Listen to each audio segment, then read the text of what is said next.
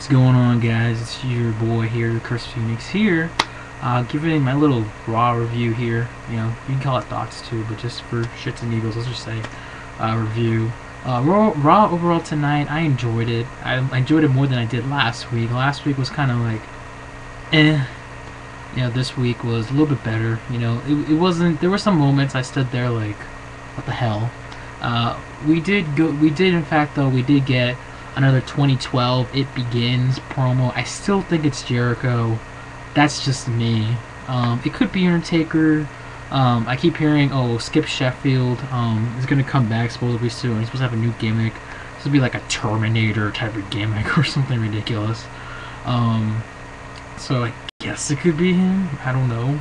And we had another Kane promo. Little return segment.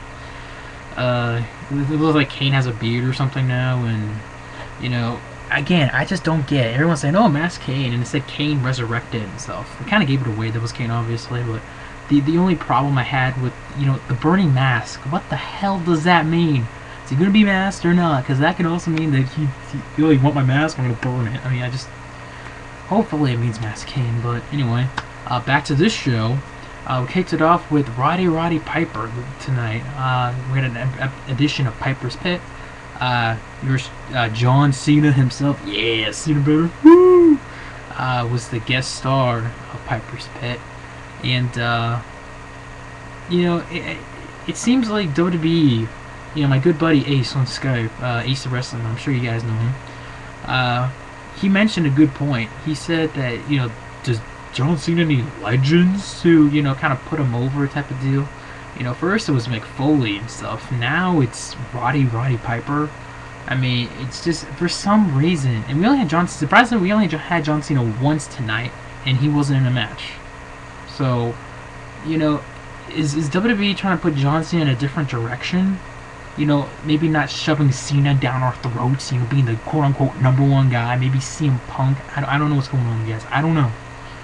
But it's just seeming like that, and it's quite a possibility Cena might turn heel. Might. Before anyone says, "Oh, you're saying Cena's gonna turn heel?" I said might. He might turn heel. He might. Okay? He might. It just seems like with all, every time he goes out there now, the boos and everything, everybody wants The Rock to kick his ass and stuff at WrestleMania, that it might be just, he's just had enough in his mind type of deal. So anyway, we kicked off with John Morrison coming out. He was scheduled to have a match with The Miz. Miz attacked him from behind, beat him with, I think it was like a lead pipe. And, John Morrison injured his leg. And for all you don't know, this was John Morrison's, I believe, last Monday Night Raw. His contract expires on Wednesday, and he's not returning. So this was the last time we're going to see John Morrison in WWE, at least for now. The Miz goes into the ring. He kind of like waits for John Morrison. John Morrison limps. They have a match. Miz basically beats the living hell out of John Morrison until Morrison, can't go on stage, and then by hitting the Skull Crusher finale. And basically, I don't know who The Miz is going to feud with, but I guess The Miz is out for people who did him wrong and stuff, that people overshadowed him, like supposedly like R-Truth. He took him out last week. Now John Morrison, who again is leaving the company. So if all you guys John Morrison fans, here's the thing with John Morrison real quick. I don't mind John Morrison. I wasn't the hugest John Morrison fan, but I found him funny on the dirt sheet, him and The Miz. I found him funny, and I found him talented in the ring. I thought his mic skills could be better, but again, it's a shame to see with John Morrison, go. He's probably going to go to TNA. I keep hearing he wants to do acting or something, so maybe acting or TNA, or hell, maybe ROH, who knows. So, yeah. Also, we had Alex Riley for 2 seconds, wishing him luck before the match. So then we had a Divas match between Kelly Kelly and Alicia Fox versus the Bella Twins. I'm sorry, but this might be the most pointless Divas match of all freaking time. You had Beth Phoenix and Natalya, the Divas of Doom, doing one lap around the ring, and then they're gone. And then Kelly Kelly and Alicia Fox won. Alright, cool. What does this do for the Divas division? I guess, since Eva wasn't on, I guess they're going to push Alicia Fox to go after Natalya? I don't know. Not Natalya, excuse me, Beth Phoenix. Eesh. So then we had Dolph Ziggler versus Randy Orton. This was actually a good match. This was, to me, that's probably, I want to say match of the night. Yeah, this was a pretty good match between Ziggler and Randy Orton. By the way, with the whole Miz and Morrison, it kind of makes sense. I'm glad they put the Miz and Morrison at facing each other because of their history. Supposedly they're buddies in real life, and the fact is these guys were a tag team. They won many tag titles. So anyway, back to Ziggler and Randy Orton. Surprisingly enough, Randy Orton let Ziggler go over, and Ziggler got the victory, which is good, and it kind of shows even more that WWE is serious about Dolph Ziggler. That they know they got something good here with Dolph Ziggler. That they got, okay, this is a guy in Dolph Ziggler. He can do good things for our company. He's the future if we push him correctly. I still think maybe he has to drop the title soon just because of the fact he's had that title for so long. But still, they're pushing him, and he's getting victories, and everyone's saying, oh, he's having 2 matches in pay-per-view. Well, WWE is trying to see what they're doing with the guy, how he could do, and he's doing a pretty good job if you ask me. So good victory right there for Ziggler over Randy Orton. By the way, guys, if you forgot, tomorrow night on Friday Night SmackDown is live. It's a holiday edition, and I believe Mick Foley will be on it. Mick Foley was actually on tonight. He was dressed out in a Santa outfit.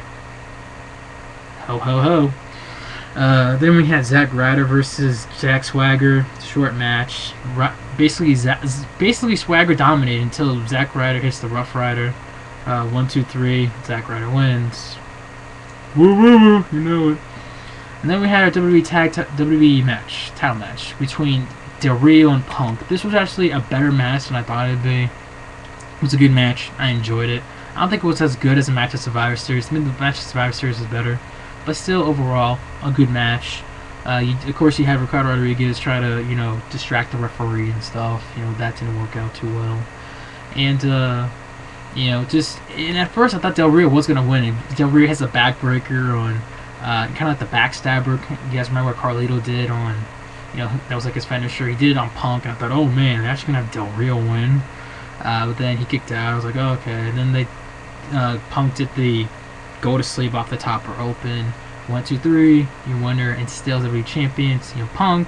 And my guess is they're probably gonna have Punk and Del Rio at TLC. The rematch. And also, before I forgot, we had an interview with a ring segment with Michael Cole and Daniel Bryan and Mark Henry. And basically, Mark Henry's like, "Oh, how dare you try to cash on me? A banged up man, whatever, blah blah blah." And tomorrow night, I will beat you for the world title in a steel cage match. That's right, Daniel Bryan versus Mark Henry, world title, steel cage match tomorrow night on SmackDown. And Daniel Bryan went up to him and just, kicked him in the leg, whatever, and ran off. So anyway, that was overall Monday Night Raw. I thought Raw was good. It was okay. Good show. Not too disappointed. And we'll see what happens tomorrow night on Tuesday Night SmackDown, I guess you could say. Even though it's a Friday Night SmackDown, they're probably going to show it again on Sci-Fi. But it's live tomorrow on SmackDown. So that's it for me. Your comments and videos down below if you wanna. Alright. Peace.